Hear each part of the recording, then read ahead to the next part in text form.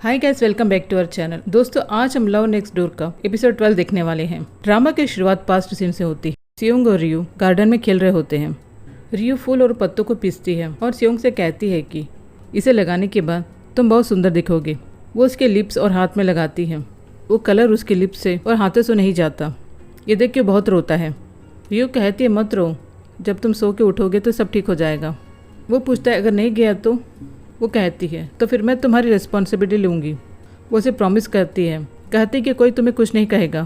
Present में सियोंग रियो के लिए बनाना मिल्कशेक लेकर आता है। वो कहती है कि मैंने तो अभी कहा ना कि मुझे इसकी ज़रूरत नहीं है। वो कहता है कि वो तब था, अब ये अलग है। वो उसे पूछती है कि तो अब हम लोग क्या हैं? वो कहता है कि किसके बाद जो रिलेशनशिप होता है वो अब हम हैं। वो उसे कहती है कि तुम किस वर्ड कहना बंद करोगी कि नहीं? सियोंग कहता है कि मैं अपने दोस्तों को किस नहीं करता। वो उसे कहती है कि फिर से ये वर्ड मत कहो। वो उसे टीस करते हुए कहता है कि अब हम किस तो नहीं कर रहे ना, थोड़ी देर पहले किया था। वो कहती है कि तुम ये वर्ड मत बोलो। वो कहता कौन सा वर्ड? तुम किसकी बात कर रही हो? अब से हम दोस्त नहीं हैं। रियो कहती है हमारी 30 साल की दोस्ती है, ऐसे कैसे खत्म हो सकती है? वो कहता है कि मेरी ज़िंदगी का सबसे मुश्किल काम यही था कि तुमसे दोस्ती तोड़ना। इससे आसान तो मेरे लिए ओलंपिक मेडल जीतना था। अच्छा हुआ कि मैं तुमसे दोस्ती तोड़ सका। तभी वहाँ पर मयूक और नायक आते हैं। मयूक कहता है तुम इतनी जल्दी पहुँच भी गई, लगता है तुम्हें सियोंग से कुछ खास काम था। वो हंसते हुए कहती कि ऐसी कोई बात नहीं है। नायक उससे पूछती है कि तुम फिर यहाँ क्यों आई? सियोंग उन्हें कुछ बताने जा रहा था। वो उसे रोक के कहती है तुम लोगों को लगता है कि मैं इसको देखने आई हूँ? मैं तो बस इस एरिया में आई थी, मुझे लगा कि इसको कॉल कर लूँ। मयूक पूछता है कि अच्छा तुम यहाँ क्यों आई हो? वो कहती है बस मैं ऐसी आई थी, फिर सोचा इससे मिल लूँ। मयूक कहता है सियोल से ये शहर थोड़ा ज़्यादा दूर नहीं है, तुम इतने दूर ड्राइव करके बस ऐसी चली आई। वो तंग आकर कहती है कि ये पर्सनल है और वहाँ से जाने लगती है। सियोंग ये सब देख के मुस्कुराने लगता है। फिर ये चारों खाना खाने के लिए आते हैं। रियो कहती है कि मैं यहाँ पर खाना खाने के लिए आई थी। ये शहर तो खाना खाने के लिए बहुत ही फेमस है, मैं भी कुकिंग करती हूँ इसलिए ट्राई करने के लिए यहाँ पर आई हूँ। नायक उससे पूछती है कि तुम इतनी दूर खाना खाने के लिए आई हो? रियो उनसे कहती है कि मुझे पता था कि तुम लोग विश्वास नहीं करोगे, इसलिए मैं तुम लोगों की बात नहीं बता रही थी। मैं यहाँ का खाना खाने ही आई हूँ। सब खाना खाने लगते हैं। सियोंग रियो को एक डिश देता है जो मयूक को खाना था। रियो उसे आंखों से इशारा करती है। सियोंग सिचुएशन संभालने के लिए वो माइक से पूछता है कि तुम्हें तो क्रैब पसंद है ना, और उसको क्रैब देता है। नायक से पूछता है कि तुम्हें क्या पसंद है? वो कहती है कि मुझे तुम पसंद हो। ये सुन के रियो बहुत हैरान होती है। सियोंग नायक की बातों को मजाक में ले लेता है। वो उसे कहता है तुम्हें जो चाहिए तुम खा लो। खाने के बाद रियो एक रूम में आती है। थोड़ी देर बाद सियोंग उस रूम में आता है और उसे कपड़ा देता है। रियो कहती है मैं कहीं और चली जाऊंगी। वो कहते हैं इसकी ज़रूरत नहीं है, यहाँ पे बहुत सारे खाली रूम हैं। वो बात करते हुए सोफे में बैठता है। रियो उसे पूछती है कि क्या तुम यहाँ से नहीं जाने वाले? वो कहता है मैं थोड़ी देर बाद जाऊँगा। तभी नायक उसे बुलाने लगती है। रियो कहती है कि जाओ, तुम्हें वो बुला रही है। वो पूछता है क्या तुम सच में चाहती हो कि मैं यहाँ से चला जाऊँ? वो कहती जाओ, मैंने कब रोका है तुम्हें? वो कहता है तो क्यों तुम मुझे डर्टी लुक्स दे रहे हो? वो कहती मैंने तुम्हें कब ऐसे देखा?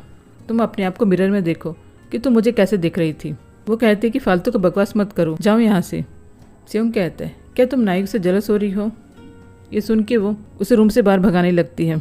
रात को सियोंग को नींद नहीं आती क्योंकि माई बहुत बातें कर रहा था। फिर अचानक से सो जाता है।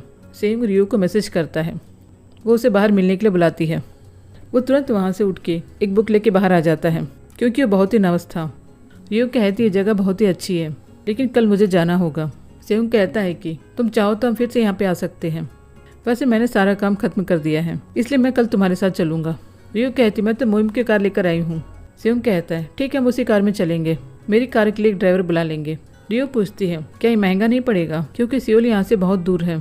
सियोंग कहता है कि महंगा होगा लेकिन तुम्हारे साथ टाइम स्पेंड करने का मौका मुझे मिल रहा है। वो उसे पूछती क्या तुम मुझे इतना पसंद करते हो? वो कहता है हाँ। वो पूछती है तुम मुझे कितना पसंद करते हो? वो कहता है 30 साल साथ रहने के बाद भी मैं तुमसे दूर नहीं हुआ। वो कहती है अच्छा तो उस टाइम का क्या जब मैं तुमसे दूर थी? वो कहता है तुम तो मुझसे दूर कभी नहीं थी। उसका हाथ पकड़कर अपने हाथ में रख के कहता है कि जब मैं 8 साल का था तुमने मेरे हाथ पे पेंट गिरा दिया था। उसके हाथ को अपने गाल में रख के कहता है जब हम 7 साल के थे तुमने मेरे गाल पे स्टिकर चिपका दिया था, और जब मैं सो रहा था तुमने मैजिक कैंडी के नाम से मुझे कुछ खिला दिया था जिससे मेरे लिप्स पर्पल कलर के हो गए थे। ये सब यादें मेरे साथ थी। ये सुन के वो हंसते हुए उसके बाल को बिखारते हुए कहती है एक बार मैंने तुम्हारे बालों में बबलगम चिपका दिया था। दोनों ये सब याद करते हुए हंसते हैं। रियो उससे पूछती है, बचपन से तुमने मुझे कितना झेला, फिर तुम मुझे पसंद कैसे करने लगे। वह स्माइल करता है। वो कहती है कि वैसे मैं हूँ इतनी प्रीटी। उसके कंधे पे सर रखती है। वो बहुत ज़्यादा नर्वस होने लगता है। उसके कंधे पे सर रख के सो जाती है। मुहिम हेड ऑफिस पहुँचती है जहाँ पे उसका इंटरव्यू था। उसने एक प्रमोशनल एग्ज़ाम पास कर लिया था जिससे उसकी पोस्टिंग अंटार्कटिका में होने वाली थी। इंटरव्यू में उसे पूछते हैं कि तुम अंटार्कटिका क्यों जाना चाहती हो। वो कहती है कि बचपन से मेरा सपना था कि मैं सुपरमैन बनूं, फिर मुझे स्पाइडरमैन बनना था ताकि मैं लोगों को उनकी तरह बचा सकूं। फिर मुझे लगा कि मैं ऐसा नहीं बन सकती, इसलिए मैंने कोरिया में फायर सर्विस ज्वाइन किया क्योंकि मैं ये काम करके लोगों को बचा सकती हूँ। इसलिए मैं अंटार्कटिका जाना चाहती हूँ, वहाँ के लोगों की हेल्प करने, एक नई जगह एक्सपीरियंस करने। सियोंग के डैड वाइस मिनिस्टर से मिलने के लिए आते हैं क्योंकि उन्हें वाइस मिनिस्टर को उनकी वाइफ से मिलना पसंद नहीं था। इस वजह से उनको मिसअंडरस्टैंडिंग भी हुई थी। सियोंग के डैड कहते हैं कि मैं आपकी रेस्पेक्ट कभी नहीं करता। पूछते कि क्या मतलब है। वो कहते हैं कि हाईसुक मेरी वाइफ है। वाइस मिनिस्टर कहते हैं कि हाँ मुझे पता है। वो कहते हैं कि तो आपको पता होना चाहिए कि दूसरे की वाइफ के साथ कैसे बिहेव करते हैं, अब से उसके करीब भी मत आना। वाइस मिनिस्टर कहते हैं कि शायद आपको गलत फैमिली हुई होगी। सियोंग के डैड कहते हैं कि तुम हैंडसम होगे, लेकिन मेरी वाइफ के लिए मेरी फीलिंग्स कभी ख़त्म नहीं होगी क्योंकि मैं अपनी वाइफ से बहुत प्यार करता हूँ, इसलिए उसे बहकाना बंद करो। तभी वहाँ हाईसुक आती है और वाइस मिनिस्टर को डार्लिंग बोल के बुलाती है। ये सुनते सियोंग के डैड बहुत गुस्सा हो जाते हैं। वो अपने हस्बैंड से पूछती कि तुम यहाँ क्या कर रहे हो। वाइस मिनिस्टर सियोंग के डैड से कहते हैं कि हम दोनों एक अच्छे दोस्त हैं, मैंने आपको पहले भी बताया था। वो पूछते हैं कि फिर ये तुम्हें डार्लिंग करके क्यों बुला रही है। हाईसुक कहती है कि क्योंकि हम दोनों बहुत अच्छे दोस्त हैं। वाइस मिनिस्टर कहते हैं कि कभी भी मुझे हाईसुक के लिए कोई फीलिंग नहीं आई। वो चिल्ला के कहते हैं कि क्या बकवास कर रहे हो, इतनी सुंदर औरत तुम्हारे पास होगी और तुम्हें कोई फीलिंग्स नहीं होगी, तुम्हें उसके ऊपर फीलिंग नहीं आई, क्या तुम रोबो हो। वाइस मिनिस्टर उनको बताते हैं कि वो गे हैं, उन्हें आदमियों में इंटरेस्ट है।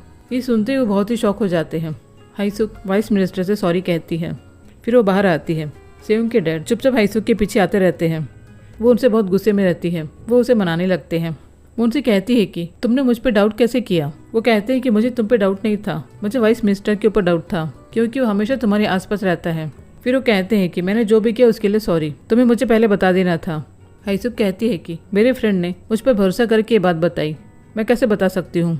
वो हाईसुक को मना लेते हैं।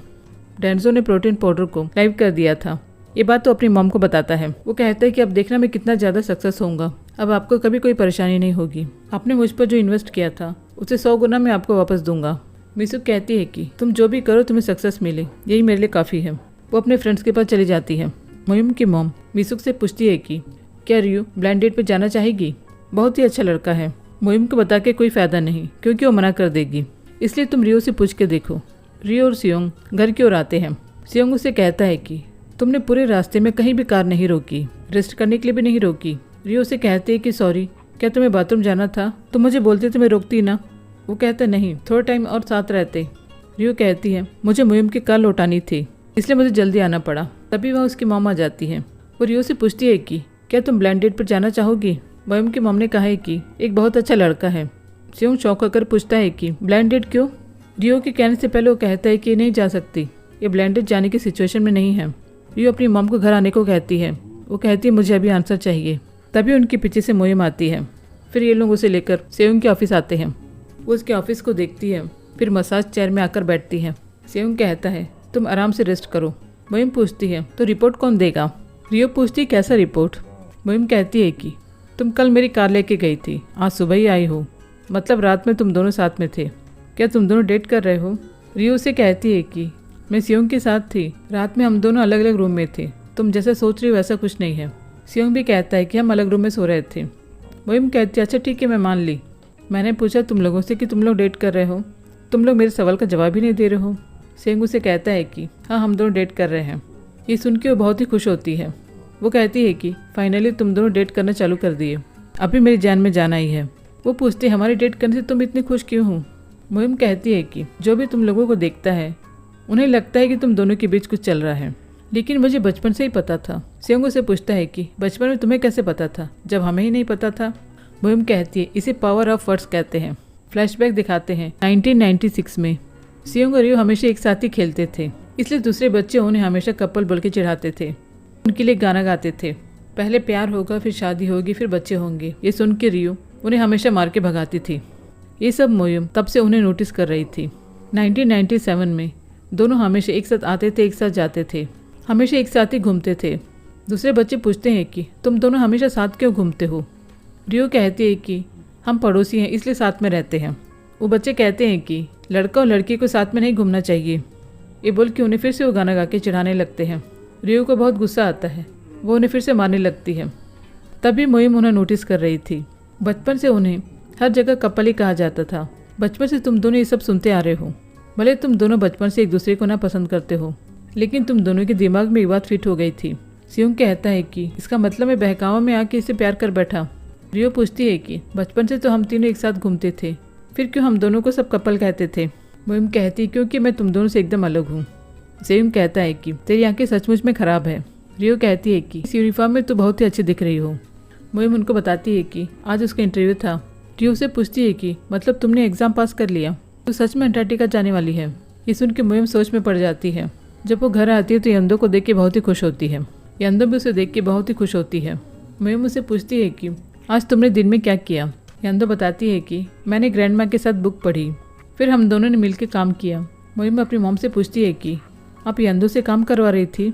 यंदो कहती है कि मैंने उनकी हेल्प की क्योंकि मुझे हेल्प करना पसंद है। हम दोनों को साथ में काम करने बहुत मजा आया। मोइम की मॉम कहती है कि तुम्हें कैसे सोच सकती हो, मैं इतनी प्यारी सी बच्ची से काम करवाऊंगी। यंदो तो मेरी भी फेवरेट है। ऐसे मैं तुमसे कह के थक चुकी हूँ। अगर तुम्हें शादी नहीं करनी है तो इसे भी मुझे यंदो जैसी प्यारी सी एक पोती ला के दे दे। ये सुन के मोइम टॉपिक चेंज कर देती है। यंदो पढ़ने बैठ जाती है। मोइम उससे पूछती है तुम हर समय पढ़ती रहती हो, तुम बोर नहीं होती। उससे पूछती है कि तुम्हें क्या करना पसंद है, साइकिल चलाना या रोलर स्कूटर चलाना। यंदो कहती मुझे ये सब नहीं आता। मोइम पूछती है कि तुम्हें बाहर खेलना पसंद नहीं है। यंदो कहती है कि डैड ने कहा है कि बाहर बहुत खतरा है। मोइम समझ जाती है कि डैनो ने ऐसे क्यों कहा। वो यंदो के साथ घर के गेट के बाहर रॉक पेपर सीजर खेलती है। डैनो उसे यंदो का ख्याल रखने के लिए थैंक्स कहता है। मोइम डैनो से कहती है कि कल तुम छुट्टी ले लो और 10 बजे रेडी होकर यहाँ आ जाना। वो कहाँ जाएंगे बोल के नहीं बताती है। यंदो घूमने जाने के लिए बहुत ही खुश होती है। रियो सियोंग के ऑफिस में अपना दिया हुआ प्लान देख के बहुत ही खुश होती है। सियोंग उससे पूछता है कि क्या तुम सचमुच में ब्लाइंड डेट पे जाने वाली हो। रियो कहती मैं नहीं जाने वाली, मॉम को कोई भी बहाना करके मना कर दूंगी। सियोंग कहता है कि क्यों ना हम दोनों जाकर उन्हें बता दें कि हम डेट कर रहे हैं, नहीं तो तुम्हारी मॉम तुम्हारे लिए ऐसे प्रपोजल लाते रहेगी। उससे अच्छा हम सभी को बता देंगे हमारे डेट के बारे में। रियो कहती है हम ऐसा नहीं कर सकते, अभी अभी तो हम डेट करना शुरू किए हैं, इसलिए अभी सभी को बताना ठीक नहीं है। हमारी मॉम दोस्त है, हम भी बचपन के दोस्त हैं, अचानक से हमें ये सब बताना ठीक नहीं रहेगा।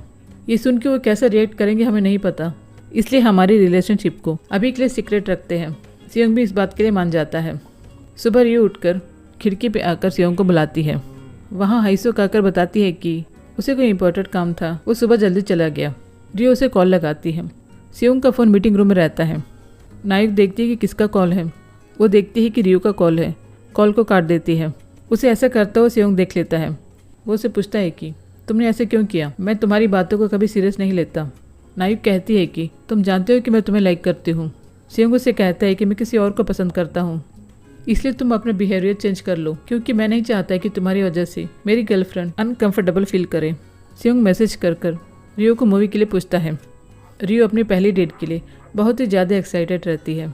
मोइम बहुत सारा सामान लेकर वेट करती है। कुछ देर में यंदो अपने डैड के साथ बाहर आती है। फिर ये तीनों कार से कैंपिंग साइट पर पहुंचते हैं। मोइम वहाँ पर टेंट लगाने की तैयारी करती है। डानू को टेंट लगाना नहीं आता, इसलिए वो चुपचाप बैठ जाता है। मोइम अकेले टेंट लगा देती है। डैनो खाना बनाने लगता है। खाना खाने के बाद तीनों वाटर गन से खेलते हैं। यंदो बहुत ही खुश रहती है। पानी में खेलने की वजह से ये लोग भीग जाते हैं। मोइम यंदो के बालों को टॉवल से सुखाती है। डानो हेयर ड्रायर लेकर आता है और यंदो के बाल को सुखाने लगता है। डानो मोइम से कहता है कि तुम्हारे बाल भी गीले हैं, तुम भी सुखा लो। वो अपने बालों को सुखाने लगती है। डानो मोइम के कपड़े को नोटिस करता है। उसके कपड़े भीग गए थे। वो अपना शर्ट उतार कर उसे उठा देता है और कहता है कि बहुत ठंड लग रही है। वो वहाँ से दूर चला जाता है। मोइम मुस्कुराने लगती है। रियो तैयार होकर थिएटर आती है। मूवी शुरू होने में कुछ देर रहती है। सियोंग कुछ काम कर रहा था। वो रियो की तरफ देख भी नहीं रहा था। वो कहती है कि मैं कैसी लग रही हूँ। वो उसे बगैर देखे कहता है कि तुम बहुत अच्छी लग रही हो। वो कहती है कि तुमने मुझे देखा ही नहीं है। फिर वो उसे 1 सेकंड के लिए देखता है, फिर अपना काम करने लगता है। रियो पूछती है ऐसे कौन से काम में बिजी हो। वो कहता है कि एक थिएटर रिमॉडलिंग प्रोजेक्ट है, मुझे अभी एक आइडिया है, इसलिए मैंने सोचा कि ड्रा कर लूँ ताकि मैं बाद में भूल ना जाऊँ। वो उसके करीब आकर ब्लूप्रिंट को देखने लगती है। उसके पास आते हुए बहुत ज़्यादा नर्वस होने लगता है। रियो पूछती है तुम पॉप गन खाना चाहते हो। सेयोंग कहता है मुझे नहीं चाहिए। वो पूछती है मैं तुम्हारे लिए कुछ पीने के लिए लेकर आऊँ। वो कहता है ठीक है लेकर आओ, तब तक मैं अपना ड्राइंग कंप्लीट कर लेता हूँ। वो उसे अपने साथ लेके जाना चाहती थी, लेकिन वो तो अपनी जगह से उठ ही नहीं रहा था। फिर ये लोग थिएटर के अंदर आते हैं। वहाँ पे बहुत सारे कपल्स रहते हैं, सब एक दूसरे के बहुत ही क्लोज रहते हैं। ये दोनों चुपचाप अपनी अपनी सीट पर बैठे रहते हैं। रियो चाहती थी कि वो सेयोंग का हाथ पकड़कर मूवी देखे। सेयोंग तो बस मूवी देखे जा रहा था, उसकी तरफ देख ही नहीं रहा था। गलती से एक बार सेयोंग का हाथ रियो के हाथ में टच हो जाता है। वो उसे सॉरी कह के अपना हाथ हटा लेता है। रियो को सेयोंग पर बहुत ही गुस्सा आ रहा था, क्योंकि उसे बात ही नहीं कर रहा था, ना उसकी तरफ देख रहा था। शाम हो जाती है। यांदो मोइम की गोद में सो रही होती है। डैनो कहता है कि अंधेरा होने से पहले हमें वापस जाना चाहिए। मोइम कहती है कि यांदो अभी सोई है, आधे घंटे बाद चलेंगे। डैनो कहता है कि यांदो भारी होगी, मैं उसे ट्रेन पे सुला देता हूँ। फिर दोनों बैठ के बातें करते हैं। मोइम पूछती कि कैंपिंग कैसे लगा। वो कहता है कि मुझे बहुत अच्छा लगा, मैंने कभी सोचा भी नहीं था इस बारे में। यांदो को यहाँ आके बहुत ही अच्छा लगा, आज वो बहुत ही खुश थी। मोइम कहती है कि यांदो ने मुझे बताया कि उसे साइकिल चलाना नहीं आता है और रोलर स्कूटर भी उसने कभी नहीं चलाया। क्या ये सब उस एक्सीडेंट की वजह से है?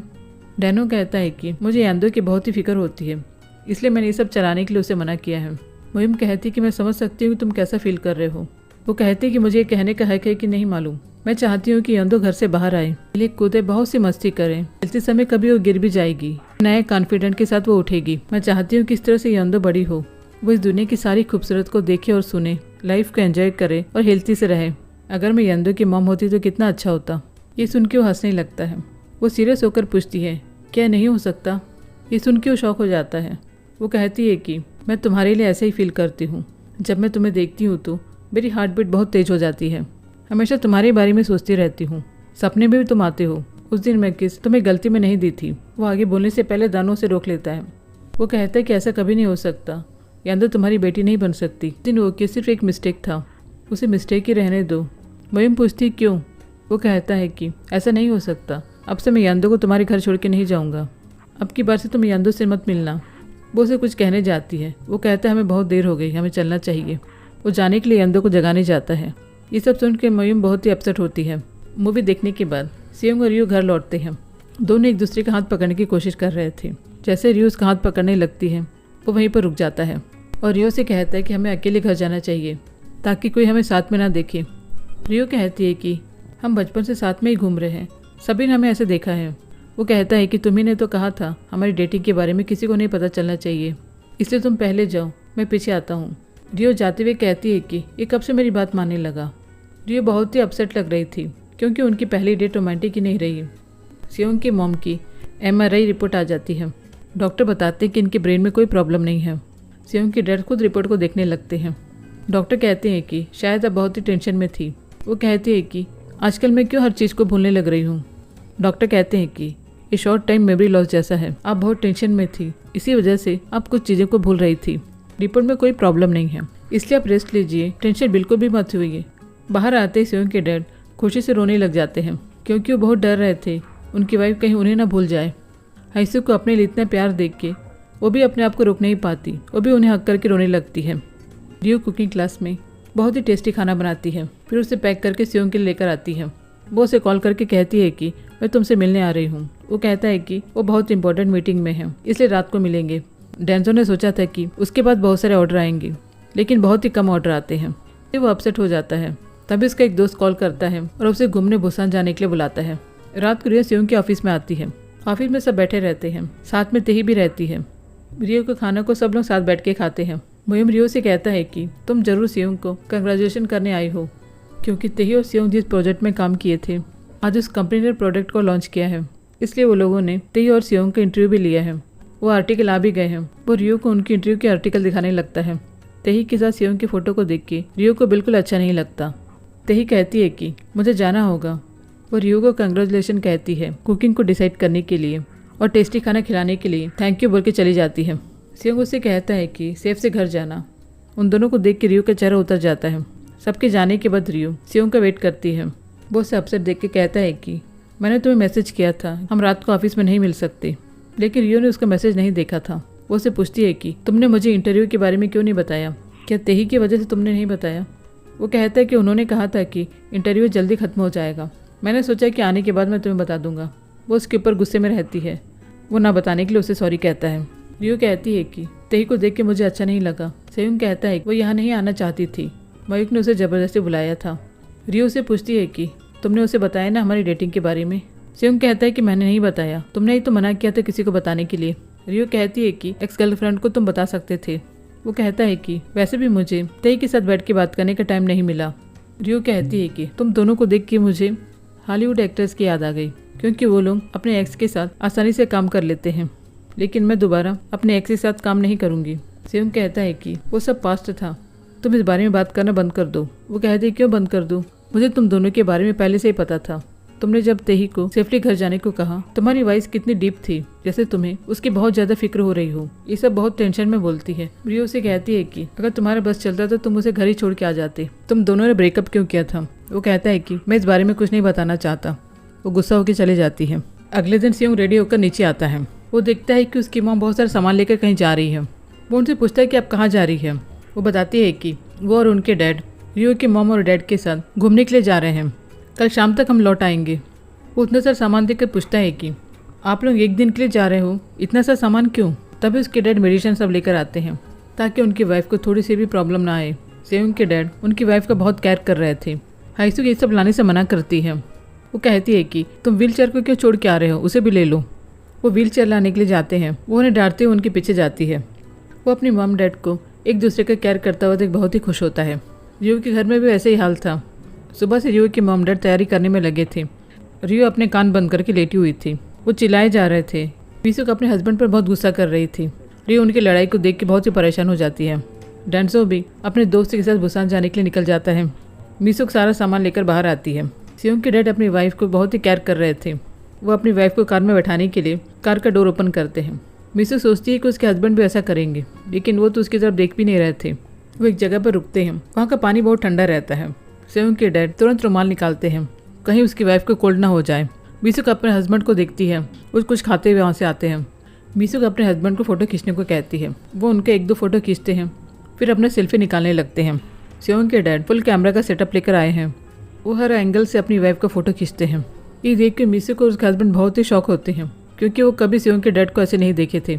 उनकी हरकतों को रियो के डैड फ़ोटो खींचते हैं। वो अपनी वाइफ को खींची फ़ोटो दिखाते हैं, जो कि बहुत अच्छी आई रहती है। मिसुक देखती है कि उसके हस्बैंड ठीक से फ़ोटो नहीं खींचे हैं। वो कैमरा से सेयुंग के डैड को फ़ोटो खींचने को कहती है। रियो के डैड उनके पास आते हैं। वो उन्हें ढकेल देती है। रियो का मूड ऑफ रहता है, क्योंकि सेयुंग ने अभी तक कॉल ही नहीं किया। वो मोयुंग को अपने फ़ोन पर कॉल करने के लिए कहती है। फिर कहती है कि मेरा फ़ोन तो ठीक है, फिर उसने कॉल क्यों नहीं किया? सेयुंग भी रियो को कॉल करने के सोचता है। फिर उसे लगा कि वो अभी भी उसे नाराज़ है, इसलिए कॉल नहीं करता। डैनो उसे मिलने के लिए आता है। उसे बताता है कि मैं डिफरेंट काम पे आर्टिकल लिख रहा हूँ। मैं अगला आर्टिकल कंस्ट्रक्शन वर्कर के लाइफ पर लिखना चाहता हूँ। वो कहता है कि मुझे तुम्हारी हेल्प चाहिए, तुम्हारी कंस्ट्रक्शन साइट के वर्कर से मुझे इंटरव्यू लेना है। सेयुंग कहता है कि मैं तुम्हें अपने हेल्पर से मिला दूंगा। डैनो उसे पूछता है कि तुम्हारे दोस्त की लव स्टोरी का क्या हुआ? सेयुंग उसे कहता है कि वो दोनों अब डेट कर रहे हैं। रियो मोइम से कहती है कि मैंने सेयुंग से पूछा कि तुमने ब्रेकअप क्यों किया। उसने कहा वो मुझे बताना जरूरी नहीं समझता। मोइम कहती है कि तुम मुझसे क्या जवाब सुनना चाहती थी? अगर वो तेही के बारे में बताता तो बहुत ही अपसेट हो जाती, इसलिए उसने नहीं बताया होगा। रियो कहती है कि उन दोनों को देख के मुझे बहुत ही जलस फील हुआ। मोइम उसे डांटती है और कहती है मैं तो सेयुंग का ही साइड लूंगी, क्योंकि उसने अपने बारे में ना सोच के हांजुर का गुड बाय कहने का तुझे मौका दिया। तू उससे ही नाराज हो रही है। रियो कहती है ये सब मैं जानती हूँ, लेकिन मैं अपनी फीलिंग्स को कंट्रोल नहीं कर सकती। मोइम कहती है कि तुमने ठीक कहा, फीलिंग्स को कंट्रोल नहीं कर सकते। मोइम एक शॉप में आती है। वहाँ डानो रहता है। एक कोल्ड ड्रिंक का आखिरी पीस रहता है जो डानो ने ले लिया था। वो मोइम से कहता है कि ये आखिरी है, तुम इसे ले सकती हो। मोइम कहती है कि मुझे नहीं चाहिए, मैं चाहती हूँ कि तुम इसे रख लो, और उसे एंजॉय करके चली जाती है। मिसुक और हाईसुक बातें करते हैं। मिसुक कहती है कि तुम ठीक हो, ये सुन के मुझे बहुत ही अच्छा लगा। हाईसुक कहती है कि इस इंसिडेंट के बाद मैंने बहुत कुछ सीख लिया है। फैमिली और फ्रेंड्स कितने ज़रूरी होते हैं ये मैंने समझ लिया। मिसुक कहती है कि रियो के साथ ऐसा होने के बाद मैं रियो के लिए चाहती हूँ कि उसे एक अच्छा लाइफ पार्टनर मिले, जो उसे बहुत ही प्यार से देखे, उसका ख्याल रखे, हर कदम पे उसका साथ दे। हाईसुक कहती है कि मैं भी सेयुंग के लिए एक अच्छी लाइफ पार्टनर ढूंढना चाहती हूँ, मेरी वजह से वो बहुत टाइम अकेला ही रहा। मिसुक कहती है कि क्यों ना हम सेयुंग और रियो के लिए अच्छा लाइफ पार्टनर ढूंढना शुरू कर दें। तेही ने मोइक और सेयुंग के लिए गिफ्ट भेजा था। मोइक गिफ्ट देकर बहुत ही खुश होता है और उसे अपने घर लेकर जाता है। सेयुंग अपने गिफ्ट ओपन करता है। उसमें एक नोट्स रहता है जिसमें लिखा रहता है कि एक ट्रेडिशनल वेडिंग सेरेमनी में इस खास बाउल में वाइन पीते हैं। इसका मतलब होता है कि ब्राइड और ग्रूम एक दूसरे के लिए परफेक्ट हैं। ये तुम्हारी और रियो के लिए गिफ्ट है। मैं विश करती हूँ कि तुम दोनों हमेशा खुश रहो। रियो प्रिंसेस कॉमिक्स का पूरा सेट उठाकर लेकर आई है। पढ़ने का उसे मन नहीं हो रहा था। वो वॉक पर निकल जाती है। उसे रास्ते में सेयोंग मिलता है जो कैट को खाना खिला रहा था। रियो उसे पूछती कि तुम क्या कर रहे हो।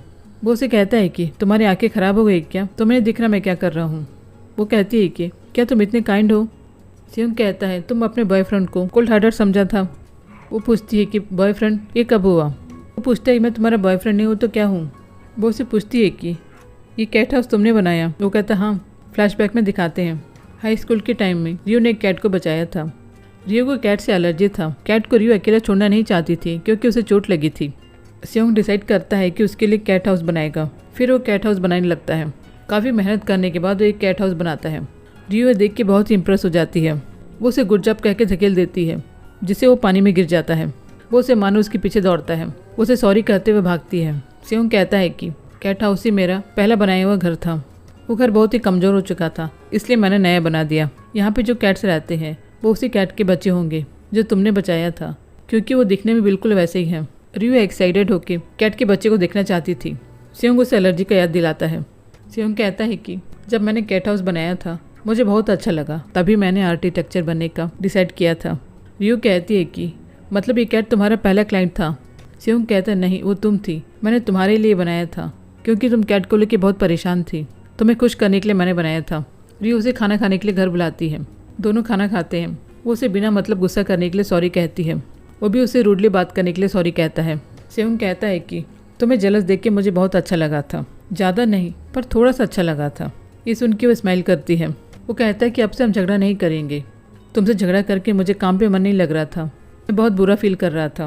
वो कहता है कि जब तुम मेरे साथ होती हो तो एक अलग ही एहसास होता है। रियो टॉपिक बदलने के लिए कहती है कि जल्दी से खाना खाते हैं फिर तुम्हारी फेवरेट कॉमिक्स पढ़ेंगे। सेयोंग बहुत ही नर्वस होकर रियो के रूम में आता है। रियो से पूछती है कि ऐसे क्या देख रहे हो, जैसे तुम मेरी रूम में पहली बार आए हो। वो उसकी फेवरेट कॉमिक्स प्रिंसेस का पूरा सीरीज दिखाती है। सेयोंग पूछता है कौन सी कॉमिक्स है। वो कहती क्या तुम भूल गए, लाइब्रेरी में तुमने कहा था कि प्रिंसेस कॉमिक्स तुम्हारी फेवरेट है। सेयोंग कहता है वो तो मैंने ऐसे ही कहा था। वो कहता है कि उस दिन मैं तुमसे मिलने के लिए आया था। रियो उसे कहती है कि पहले तुम मुझसे अच्छा ट्रीट करते थे, जब हम दोनों रिलेशन में आए हैं मुझे लगता है कि तुम्हें मुझ में कोई इंटरेस्ट ही नहीं है। सेयोंग पूछता है कि मैंने ऐसे क्या किया। वो कहती है कि तुम मुझे देख के बात ही नहीं करते, बहुत ही अलग से बिहेव करते हो। वो उसे बताता है कि वो बहुत ही नर्वस है। रियो जब सेयोंग के कंधे पर सर रख के सो रही थी तब वो बहुत ही नर्वस हुआ था। थिएटर में रियो को देख के बहुत ही नर्वस हो गया था, इसलिए उसने काम का बहाना किया था। वो कहता है कि इस दिन के लिए मैंने बहुत वेट किया था। तुम जब मेरे पास रहती हो मुझे बहुत ही नर्वस होता है। मेरा दिमाग एकदम ब्लैंक हो जाता है, मुझे कुछ समझ नहीं आता है। रियो कहती है कि मुझे लगा कि जब से हम डेट कर रहे हैं मैं तुम्हें अच्छी नहीं लग रही हूँ। सेयोंग कहता है ऐसा बिल्कुल नहीं है, मैं तो तुम्हें और ज़्यादा पसंद करने लगा हूँ। मुझे नहीं पता कि मैं तुम्हें कैसे ट्रीट करूँ। वो कॉमिक को अपने हाथ में लेकर उसे देख के कहता है कि चलो नीचे चल के बुक पढ़ते हैं। वो पूछती तुम यहाँ क्यों नहीं पढ़ना चाहते। वो कहता है कि मुझे यहाँ रह के बुरे ख्याल आ रहे हैं। वो पूछती कैसे ख्याल आ रहे हैं। वो कहता है कि जो मुझे नहीं सोचना चाहिए वैसे मुझे थॉट्स आ रहे हैं। वो कहता है कि मुझे अनहेल्थी थॉट्स आ रहे हैं। रियो कहती है मुझे अनहेल्थी जंक फूड बहुत पसंद है, इसलिए कोई बात नहीं, तुम बुरा ही सोचो। रियो कहती है कि तुम्हें जो करना है तुम कर सकते हो। सेयोंग अपने आप को कंट्रोल नहीं कर पाता और उसे किस कर देता है। इसके बाद दोनों का रोमांस कंटिन्यू हो जाता है। ऐसे एपिसोड यहीं पर खत्म होता है। ड्रामा आप लोगों को पसंद आया हो तो चैनल को सब्सक्राइब कर लीजिए और लाइक करना ना भूलिए। अपना ध्यान रखिए और अपनों को खुशी दीजिए। अगले एपिसोड में आगे की कहानी को देखेंगे। तब तक के लिए हमारे सब्सक्राइबर और व्यूवर्स को बहुत सारा प्यार।